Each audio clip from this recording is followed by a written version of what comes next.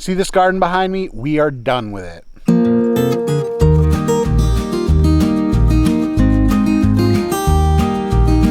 Hey everybody, it's Jack here from the Mindful Homestead. Thanks again for stopping in. If you're not already a subscriber, I invite you to click the subscribe button down below just so you can stay up to date with what we got going on here on the farm. So right now it's the evening. I'm out here doing our evening chores on the farm. Pretty minimal, basically just checking on everybody, checking on the garden, collect the eggs from the nesting boxes, and that's pretty much it. But I wanted to bring you out to the garden and show you kind of how things are going, because we're going to be making a little bit of a departure from how we've gardened in the past. And this video is going to be the start of talking about how we're going to do that. Everything's been going really great out here, but the problem that we run into is here in Zone 5A, we have a very short growing season. Our first frost is typically early October, October 1st-ish. It varies a little bit year in year, but early October is our first frost. And our last frost, the official date is like April 30th. A lot of people use Memorial Day as their standard, and that's a fairly good one. But May 15th usually is what we go off of, and it hasn't really done us wrong since then. We try to get our really cold hardy crops in first, maybe a little bit even before then. But what we've noticed is we've really had a hankering for fresh vegetables in the winter, and we try not to buy too much from the store.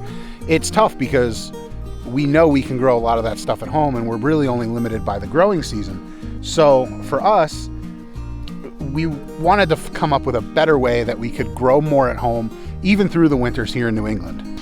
Let's go out and check on the pigs. You guys ready to go to sleep? The pigs have been doing an absolutely awesome job at clearing out this area in the blueberry patch back here. And we really couldn't be any happier with how they've been just taking everything out. I should address that because we got some comments in the last video of people that were worried that said, oh, aren't they going to destroy all your blueberries? And I should have noted and said, yes, they are going to destroy the blueberries. And that was the goal we're going for right here. We have so many wild blueberries on our property. They're native to the area, but they're almost invasive to the point where we want to reclaim all of this space so we can use it for gardening and a yard and basically whatever. We don't know what we want to use it for yet, but we want to use it. With the rain starting, I'm gonna head back over toward the house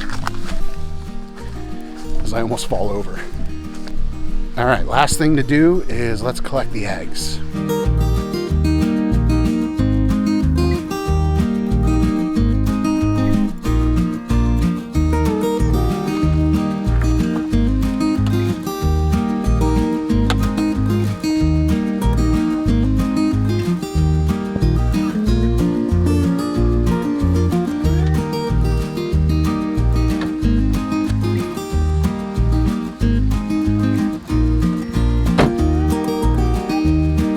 Productive day. Welcome to the Mindful Homestead basement. Now, with all the thought that we put into how we would extend the growing season in New Hampshire, there were a few different options that popped into our heads. The first and most obvious one is going to be building a greenhouse of some sorts. We do have our little Amazon greenhouse in the back that we've reinforced, and it's worked out okay for us, but it's really not big enough where we could grow a meaningful amount of food in that greenhouse. The next logical thing you would move to was some sort of larger greenhouse, making it bigger. And that's a great idea and one we'd like to get to eventually. However, for us right now, financially, building a greenhouse is a $4,000, $5,000, $6,000 endeavor. With the space that we have right now, it's better suited for other things, whether that's pasturing pigs or chickens or using it as more garden space. So we didn't necessarily want to take the dive into building a greenhouse where it might not be in the best spot. It would just be wherever we could stick it right now. The next move for what you can grow in New England in the winter comes to what you can grow inside. We've been looking at different grow lights and setups for the basement for a while now, just over a year, and we hadn't really committed to anything. There's been some interesting small scale hydroponic setups out there that we've researched. Fast forward to about a month ago, somebody from Mars Hydro, which is a company that manufactures hydroponic setups and indoor growing apparatus for a variety of different industries. They reached out to us on our Instagram, and they mentioned that they were looking at building their product line and working with the home grower, somebody who's not necessarily growing on a commercial scale. They're not growing cannabis, which is where a lot of the hydroponic industry is right now, but they were looking to get involved with homesteaders, small scale farmers, and people that were looking to grow more of their own food. with all the recent events in the world, a lot of people are taking a closer look at growing their own food. So they reached out to us. They mentioned that they had some products that were well suited for small scale growing, and they offered to send some stuff out for us to check it out. So that's what you're looking at right here. I will say the product was sent to us for free. I did let them know that that wouldn't influence any reviews or positives or negatives I had on it. You know, just because they sent me product, I didn't want to give them a positive review. You know, I want to be truthful with you guys. I want to be truthful with everybody that follows us. So they agreed to that. They said that was totally cool. And we are going to be setting this up tonight, taking a look at the products, kind of getting a first impression of what we think, and then follow with us over the next couple months as we do kind of a test grow in this to see what vegetables grow well, what vegetables don't grow well, and how we can apply this to growing more of our food at home. I did open these up when they first showed up just to make sure that nothing was broken or missing or anything like that. But other than that, the way that you see me open them is exactly how they came from Mars Hydro. So you're going to be getting a look at this and kind of seeing how it would come if you decided to order something like this. So this is how it comes, just kind of in a nondescript box. It is marked fragile. So let's open this up.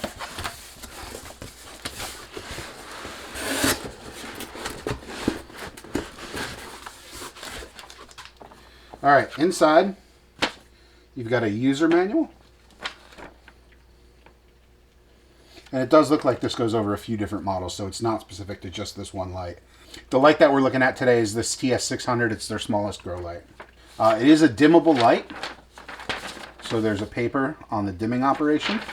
If you're growing something like lettuce and leafy greens, something that doesn't require full light and actually grows better with a little bit less light, having a dimmable light is a great option.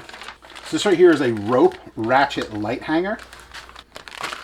So this is what you can actually use to raise and lower the light.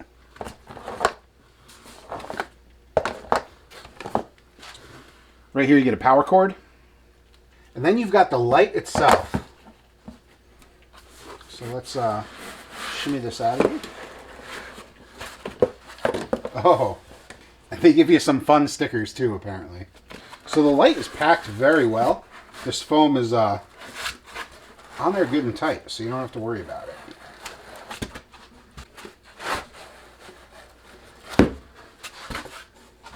So you've got your LED panel here. This is a full spectrum light, so it's not the red and blue lights that you typically see. It does have some red and blue lights in there. It's got infrared, but a lot of this is a bright daylight light. It's designed to simulate sunlight, so it's not going to have that purple kind of vibe that you see a lot of grow lights going.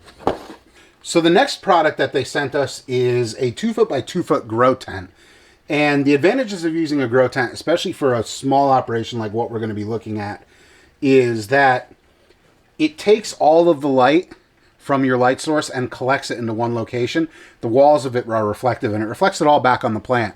So you're not losing any efficiency with your light versus if you were to just hang it over the plant and then not have anything around it, not have a grow tent. You would lose light out the sides. So no sharp objects. They don't want you to cut it. They do put, if you insist on using a knife, a protective piece of cardboard in there, which is nice. So this is the fabric cover it looks like for the grow tent. Pretty nice feeling fabric, not super chintzy.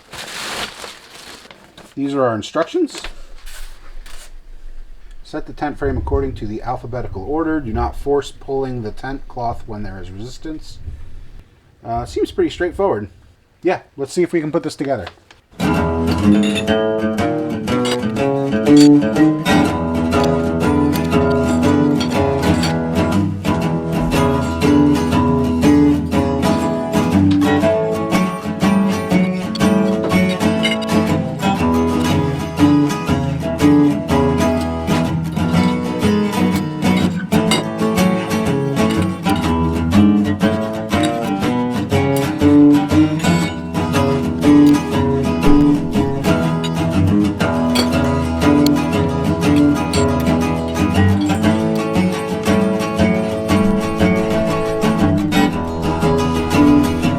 Alright, so now it says to lay this down to cover with the tent cloth.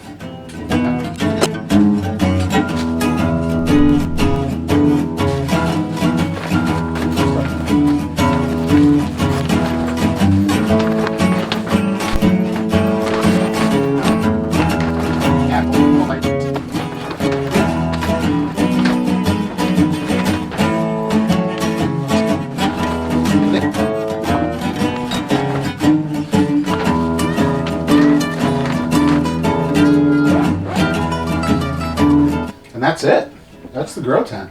That was real easy. So now this goes in the bottom. Looks like. So I've got this thing set up. I propped it up on the table so it was a little bit more accessible throughout, and I've got to say I'm pretty impressed with it so far. The inside is super reflective, which you can see. I have some lighting set up and it's reflecting right back. There's a whole bunch of ports in here with cinches, and they're actually doubled up so that you have access inside and outside to seal it up really tightly so that no light is getting in there. For us, being that we're in the basement, it's not necessarily, we're not too worried about light pollution if there's just a little tiny bit coming through, but it is really nice that they do that. You have kind of a peephole on the front here that you can pull down, and it's a piece of mesh so you can look in. If you need ventilation, you can do that. You've got Velcro ventilation ports down here at the bottom, which is nice, and then they give you a separate floor, which is a tray right here, which is actually a really nice feature. It's a little bit clunky getting Velcroed into the corner the way the straps are sewn in. Once this is in though, it's actually super nice, because if you get dirt or water or nutrient or anything in the bottom of this, you can pull that out and clean this versus having to try and take this whole cover off the outside. It's already on your frame. It's kind of a pain in the butt to take it off. So if you have a floor that you can just pull out of this thing and go hose off outside, to me, that's an awesome idea. Up top here, you can see there's two bars that they give you that cross. They just kind of fit in there. They're under a little bit of tension, but they're a nice support. That's where you're going to hang your light. So let's get the light put together and hang that up and see how it looks inside there. So this next part is something cool, and I don't know if it comes with all grow tents or if it's something that's pretty standard out there in the hydroponic world for raising and lowering your lights. But those little ratcheting things that they gave you before that you can click your lights into are actually really nice, because when you want to raise and lower your light, all you have to do is pull up on it and the light goes with it. And if you want to lower it, you pull down on that and you can just drop the light. So you can keep this light close to your plants, whether you're, starting low seedlings right on the ground or right on the floor of this tent, or if you're, you've got a big tomato plant in here, as I whack the light, or you've got a big tomato plant in here and it's way up at the top and you want to give it as much room as possible. So that's something pretty cool. And again, I don't know if this is commonplace in hydroponic indoor grows and things like that, or if it's something that Mars Hydro includes, but it's pretty cool. I like it. So now I guess is the moment of truth. I'm going to take the power cord for this light and I'm going to run it up through this port right here. I've got the work light above me and I'm going to run it up to the work light. Ideally, I'd want a timer with its own outlet, but there's not an outlet over here and I need to run an extension cord eventually. So what I'll do is I will plug it into the light up there for now, and just to test it out and see how it works. Never mind, it's a grounded plug and the work light above is not grounded. So I snagged another extension cord. The work light I had to unplug, but let's plug this thing in and see what she does. Oh, what are my overall impressions of this thing? I'm not super well versed in grow tents and hydroponics and all that stuff. It's not something I've ever really been involved in. So I don't have anything to compare it to. However, I do have a general idea of growing plants and what plants need as far as light goes and the benefits of having like a mylar coated interior like this. And I gotta say, I'm pretty impressed for what these things go for price wise compared to what I've looked at in the past. The TS1000 light goes for $80 on Amazon. It seems pretty well built. Again, I don't have much to compare it to, but it doesn't seem flimsy. It doesn't seem super chintzy. I've seen some other grow lights from friends that they own, and they end up costing a lot more for something that feels just about the same as this. Based on what I have to compare it to, it seems pretty good and pretty straightforward. The only thing I don't necessarily like is that there's nothing to protect the LEDs from anything that brushes up against it. Granted, you shouldn't really be banging anything into the LEDs from underneath. You should have a plant down here. But that's just something to think about, something I was kind of, as I was handling it, I noticed. As far as the grow tent goes, it feels pretty awesome. It doesn't need to support a ton of weight. In a 2x2 grow tent like this, you may have your light, you may have a fan, and that's pretty much it. The grow tent goes for $99 on Amazon right now, with free Prime shipping.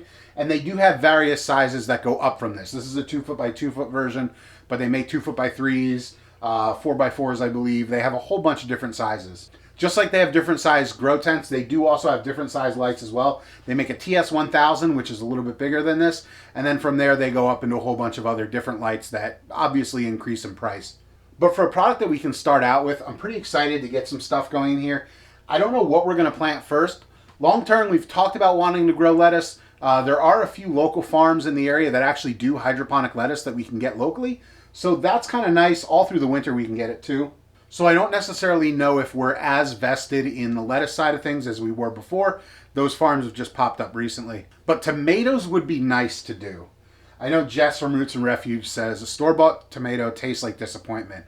And it's true. Normally, I don't like tomatoes, but in the last couple years as we've been growing them, I've been more into tomatoes. So maybe we'll get some tomatoes in here.